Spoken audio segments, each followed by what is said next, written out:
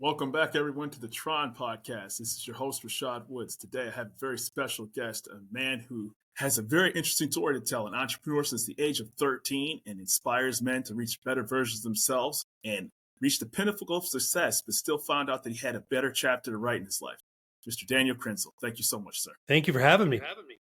I'm stoked, man. We got a chance to speak earlier, and your story, I don't want to tell yours. This is what the show is all about. So let's talk about what you do, Big Balls Brotherhood, and what it took to get you where you got right now, sir. Yeah. Well, that's a lot right there. Let's start from the beginning. How's that? Yeah, absolutely.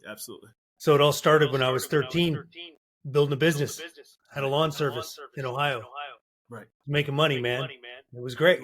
Bought my first car cash when I was 16, and I was a baseball player. Right. And went to college, played a year in independent ball, and had my second child on the way. So I decided, it was time to hang up the cleats. Right. And got into the mortgage business. And for 22 years, I did some really big things in that industry. That's amazing. Yeah. Made millions of dollars. Things were amazing.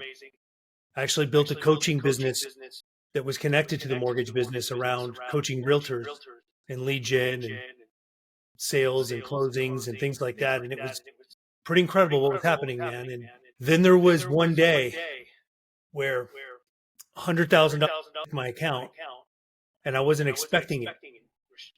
I was like, when you're a kid, I don't know if you've ever had this happen, but when you have like money come in that you're not anticipating, it like wrecks your account in a positive way. Right. So there's like extra zeros in my checking account, and I'm like, where did this come from? I know it's kind of funny, but like, this is literally where I was. That's amazing. That's absolutely amazing. And so I look at this and I'm like, oh yeah, it's from the title company. I was one of the owners of the mortgage company at the time. So, I just had people wiring me money all the time. And that was for a few closings that we had the week before. And it was only the 5th day of the month. So I had 25 days left of the month. Like, we were going to have a killer month. And I had, mortgage, and I had my coaching and everything, So this is what happened. I felt terrible.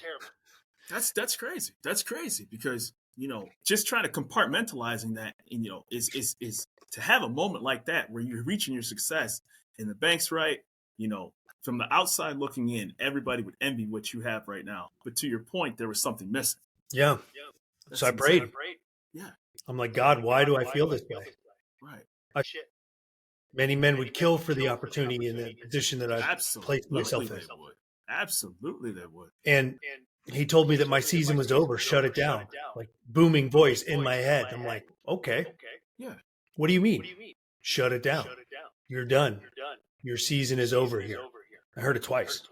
Yeah. So we're talking, and then how long did that process take? Was it in your head for a while, or was it just sudden that just suddenly happened? I started unwinding that day. Okay. Yeah. Okay.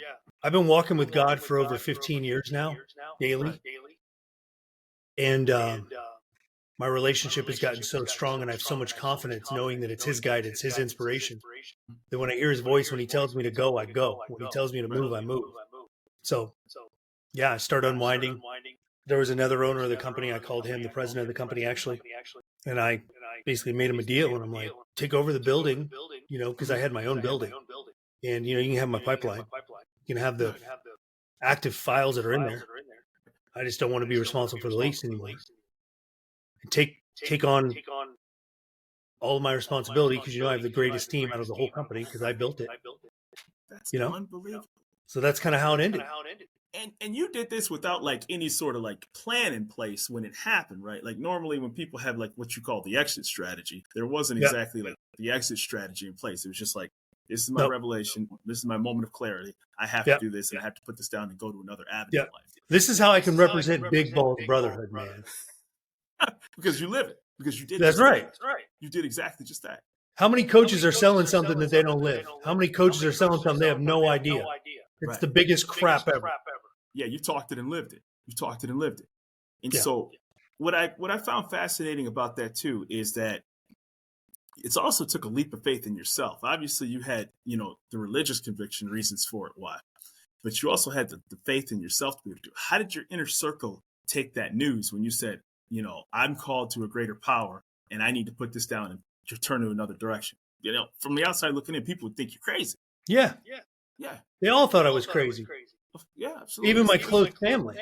Yeah. I don't care. For sure. You know what I care about? I care about what God thinks of me. Right. He's the only one that matters. Yeah, that's amazing. Yes, I love my family, but their opinion, not even close to as high of opinion of God. Right. God is number one. I idolize God. I don't idolize my family. I thought That's hard for a lot of people to sit in, but I idolize God first. That's what it says in the 10 Commandments. Right. There are 10 rules to live on this earth. This is God's earth. So how does Big Balls Brotherhood, how did that come into fruition after you had all that going on? Here you are, mortgage business, team, sales, entrepreneur since 13, athlete. For all intents and purposes, when you look at an image, that's you. You're like, hey, man, family, kids, career, whole 9 yards. So how did Big Balls Brotherhood, what came with that name, and how did you begin to lead other men to success? Well, there's a 5-year gap from then until now. Okay. So Big Balls Brotherhood is a new movement, brand new. We have brothers right now that are assembling. We have brothers that are, their lives are changing forever right now. But there's 5 years that we need to talk about for a second, if that's okay. From the exit of the mortgage business until today. Okay. Didn't just, I didn't leave the mortgage business yesterday. I left it 5 years ago. And God started building me. He started training me. So I shut down my realtor online coaching business as well. I was coaching realtors, a 7-figure online business. It was great. I shut that down too because he told me to. So that was the second big moment that I had. Okay, I'm going to listen. I'll shut it down. Then I went into business consulting. I started teaching sales. I started assembling sales teams. I started getting big business consulting contracts for big companies. I would be in a $20, $25 million company all day long, just setting and building sales teams for them, setting processes, setting operations, finding the money for them, increasing their profit. Like God was sharpening me as a weapon. It's not just, come into the brotherhood and we read the Bible and we connect with God every day and we hear God's revelation. Yes, we do. And that's the first and most important part. But the other part of it is you got to have a leader that's weaponized in helping men make more money. If men aren't making more money, they're not as powerful as they need to be. The whole reason why you need to be powerful and make more money is so you'll listen to God. If you're weak, you won't listen to God. If you have more money and you're powerful and you're stronger, you'll listen to God. So we build men. We make men stronger inside the brother. What stage do you get men at in life, right? Do you get them when they're professionally at a certain point, religiously at a certain point, personally, divorce? What stages? Like, where are they? Do they come to you like, hey, Daniel, like, man, I'm 45 years old and I've done all these great things in life, but I'm empty personally inside? Or is it just, I don't want to say typical, but how do they come to you? Where are they at? Yeah, so from what I've seen lately, it's the married man that's a businessman that feels like there's a lot more in his tank that he just doesn't know how to utilize. That's who we've been really focusing and working with lately. Yeah. We can work with younger men. We can work with single men. That's great. We can even work with employees. But the truth is, what I've seen in the biggest change in the lives inside the Big Balls Brotherhood is men that are married, have a couple of kids, business owners, and they're just sitting there like, man, I thought I was going to feel different, or I thought I'd be further, or I thought there was more. I know there's more. I don't know what it is. Like, they're searching. Those are the men that gravitate towards this message, and those are the men that we help the most. Well, even just saying that, when you're reaching people who are successful, it's yourself, for example. Like, you look at Tom Brady, 7 Super Bowls, right? Leaves New England after the age of 40 years old. And he's like, I want another one. And most people would be happy with one because it's so hard to get just one Super Bowl.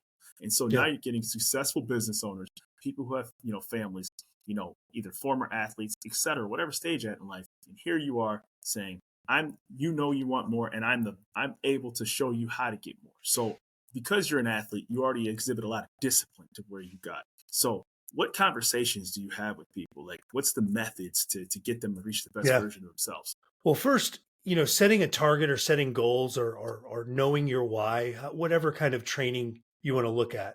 Tony Robbins is an amazing coach. Sure is. He wrote the game. Absolutely. I've been a student of his for a long time. He talks about your why. He talks about goals. Mm-hmm. One thing that we do inside the Brotherhood is we don't set a 1-year goal. We set a 3-year vision. Right. And the 3-year vision that we set, it's around our 4 pillars. So we have a strength pillar, not a body pillar, not a 6-pack pillar. If that's what you want, that's cool. But I want men stronger physically. Right. I want men stronger physically and mentally. Yeah. So that comes with them having a discipline on making a commitment and following through with it. That's the mental strength game that we focus on. And then the physical strength game we focus on is what is the dumbbells that you're lifting on incline? What is, like, let's measure this. Oh, you're only at 45 pounds? Okay, you need more. Absolutely. So grab the 45, do reps of 6, 4 of them. Right. Next week, grab the 50 and do 4 sets of 6. And then the next week, grab another 5. Like, literally, I want men stronger. So that's the first pillar. Let me ask you this. So if you were stronger mentally and physically in the gym, would that carry on into the rest of your life? Yeah. You know, it's funny you say that, because I started actually, and I don't think people really understand how difficult this is. You think you eat good, and then when you start measuring your calories, you're like, oh my gosh, I'm not even close to being where I need it. Yeah. You're eating 4,500 calories a day. You don't even know it, right? And you're like, hey, you're supposed to be at 3,000. You're supposed to be at 2,900. When you actually put that goal of what you want to eat and that weight you want to be at, your mentality changes. You're measuring your foods, your discipline, similar to what you were talking about. Everything changes, and you don't compromise it because you have to get where you want to get. That's right. So it's mental and physical strength that gives you power. Absolutely. We both agree with that. That's the first pillar is strength. Right. Second pillar is wealth. Right. When you make more money and when you have more investments making you money on a monthly basis, you have more power. Right. So we focus on the wealth pillar as well. Right. I make men more money, straight up. You're around me, you make more money because I'm going to push you and I'm going to pull you and I'm going to find the money. It's what I do. That's why God trained me for the years that he did in the business consulting. Why God trained me when I was 13 to build my own business when I was a kid. When God trained me to have a successful mortgage company and to have a successful team, to where I could do over 50 transactions with my name on it every single month, and literally only spend 5 or 15 minutes with each client. Like, my team did it all. Like, I built processes. So let me ask you, at 13, how does that even get into a 13-year-old's head to be that entrepreneurial that early in life? Yeah, I'll tell you. We had a house. It was in Ohio, okay, outside of the outskirts of Dayton in Centerville, Ohio. Okay, yeah. And we lived off of Marshall Avenue. It was this little house with a push mower, lawnmower. Okay? Yeah. Then when I was like 11 or 12 or maybe 13, I don't remember exactly what year, we moved to this big house in Centerville. Mm-hmm. And it had a riding lawnmower. My dad said, if you cut the grass, son, I'll give you $1 every time you cut the grass. That's all you need to hear. I'm like, okay. So I cut the grass twice a week. So instead of getting $1, I got $2 a week. For sure. And I'm like dating myself, but not really. I mean, I'm 45, you know? Yeah, it's all good. So, but I wanted candy. That was like my motivation. He would buy me my bicycles and my stuff I needed for sports. Like, I didn't need any of that. I just wanted candy. You want treats. You know? Sure. That's it. So then I realized, wait a minute, if I mow more lawns, I can make more money. And I can actually charge them like $20 because they're not my dad. My dad doesn't pay me that much. You know, and I can use the riding lawnmower and I can drive the riding lawnmower to the job. I don't even have to walk. Perfect. And I can use the push mower because we have one of those too. Simple math. So I went to it was FedEx Kinko's. You remember FedEx Kinko's? I do. It's not that anymore, but it was, right? I remember it distinctly. Absolutely. So I got color copies and I made Dan the Man's Lawn Service flyers myself when I'm 13. Put my home phone number on it. Free estimates, just call. And literally, my mom would be my receptionist. She would answer the call. She would have messages on my bed from my house line. Yeah. And then I would go and bid the jobs on my bicycle and I would get them. I was a hustler. And I would say, you know, I'm going to do the best job you've ever seen, just so you know, because I take pride in my work. And it was just you. You never called any friends. You were just doing solo. Wow. I had my brother. I contracted my brother once or twice because there was too many of them. But really, no, there was no employees. So anyway, they would take on the job and then I would get it. And I made enough money to where I bought a 1986 Pontiac Firebird when I was 16. And it was only like $3,000 or whatever, but like that was my money. It was yours. Yeah. And the crazy part is all your buddies, you know, your friends, you know, inner circle, you know, they're either working, you know, McDonald's, and that's not to diss any unemployment, but it's like, dude, I had my own schedule, my own customers, clients, you know, and I do a great work. They put their faith in me and I'm knocking it out. You know, here you are doing your own thing at 13. And so that already planted the seed of I'm going to make sure that I'm going to take care of myself and put my hard work to pay off dividends for myself. And that's wonderful. That's absolutely wonderful. And so baseball, you played baseball. I did. I played high school, played in college, Fresno City College, and I played just one quick year in independent ball. It was cool. Yeah. It was a dream of mine. Yeah. Beautiful. I never was able to play in the pros, and be on the show, but Yeah.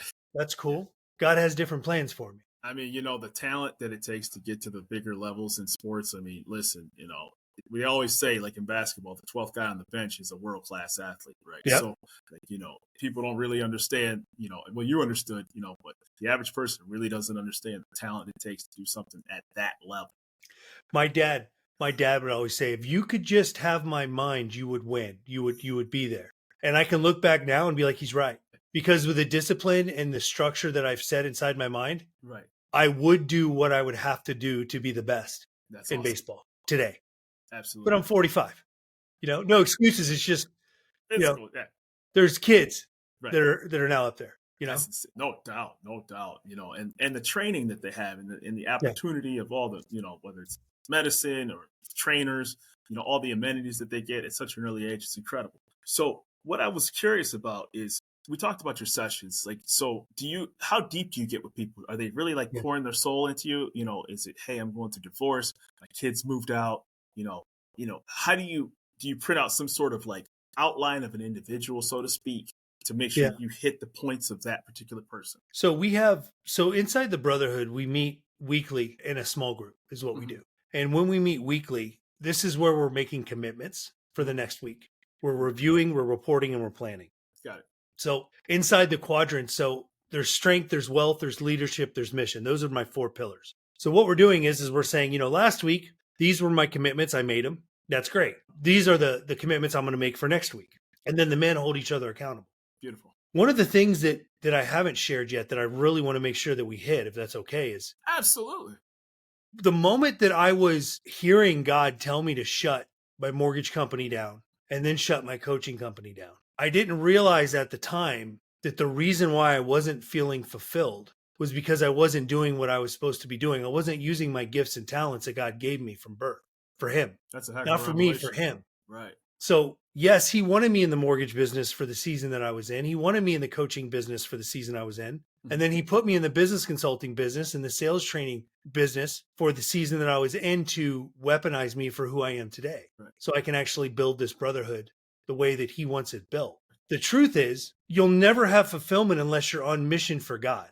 Meaning, if you haven't connected how you actually spend the majority of your day when it comes to making money or making impact or whatever it is that you do, if you haven't connected that with the mission that God has for you, you will never feel enough and you will never feel fulfilled.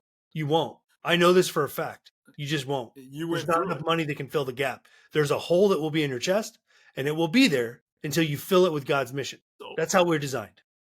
Right. And so, and what I'm curious about is, how do people who are so successful, feel empty?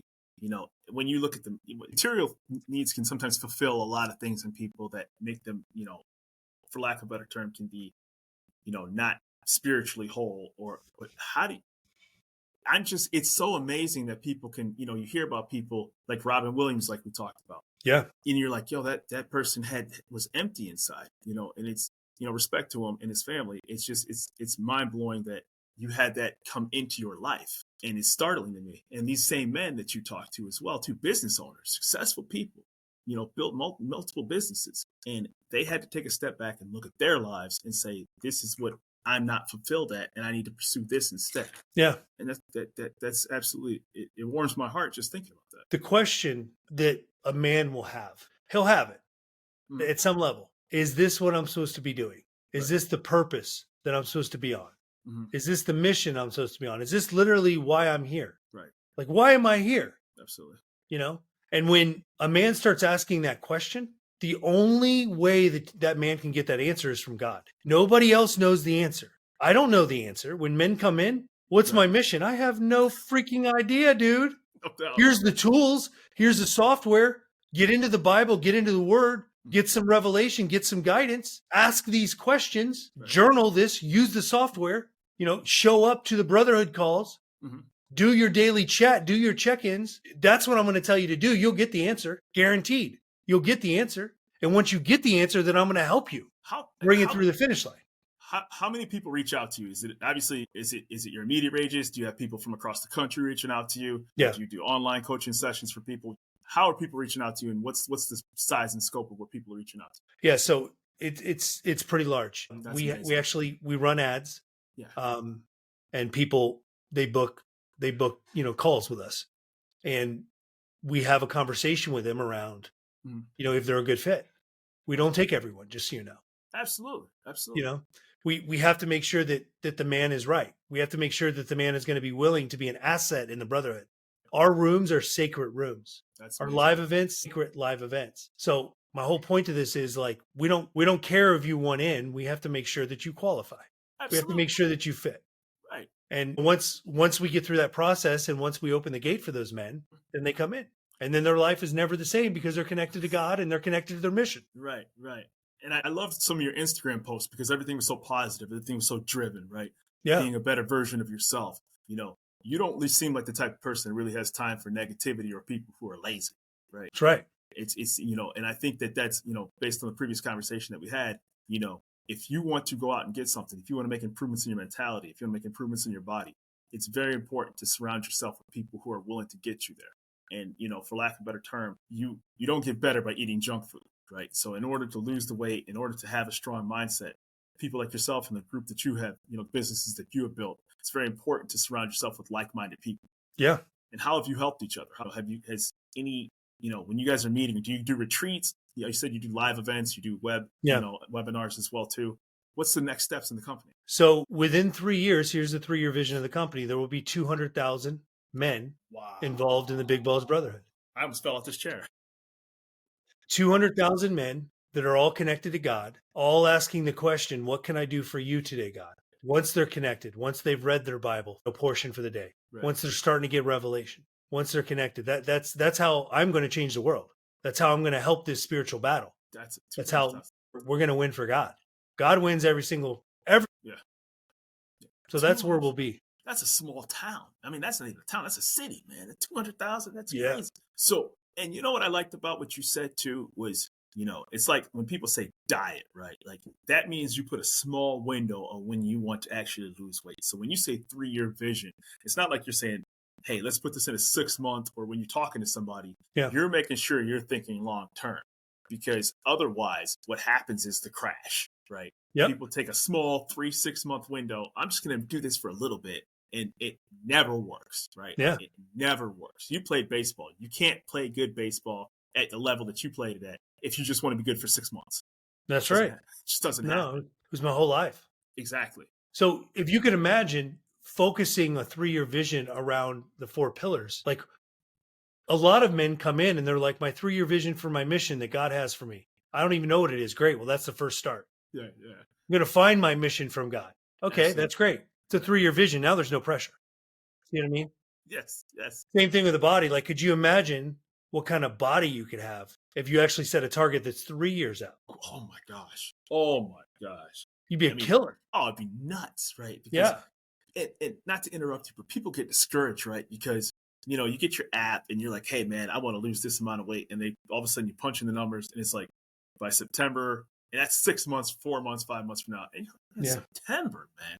And that's when people automatically check out mentally. I'm not trying to do that in 4 months. Well, you're going to lose about a pound a week, maybe. So to your point, if you're like, in 3 years, I'm going to dedicate myself to eating right, working out 3 to 5 days a week, measuring my food, getting adequate amount of sleep and water. Oh my gosh, man. Yeah.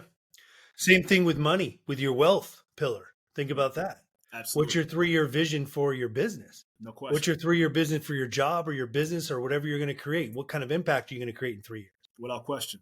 And then we break it down into a monthly goal. Right. And then we meet as brothers weekly, and we have weekly commitments. So we have the weekly commitments that are going to hit our monthly goal. Right. And our monthly goal is always set for that 3-year vision. And the great part about that is that you don't want to let those other people down. Even if you don't have it in your to not let yourself down. You know that weekly that you have a group of men that are, that you have, I told them I would do this the next following week.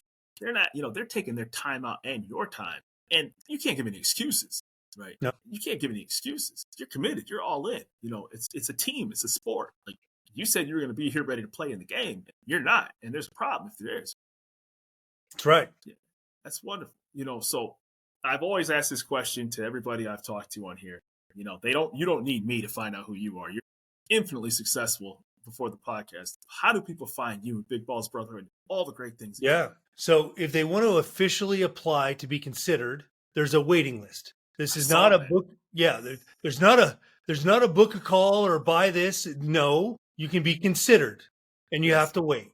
Right. And I'm not saying this in a cocky manner. I'm just saying we only open the gate when we want to open the gate, when we're ready for the next unit to be established. So right now, if you go to bigballsbrotherhood.com, you can join the waiting list officially.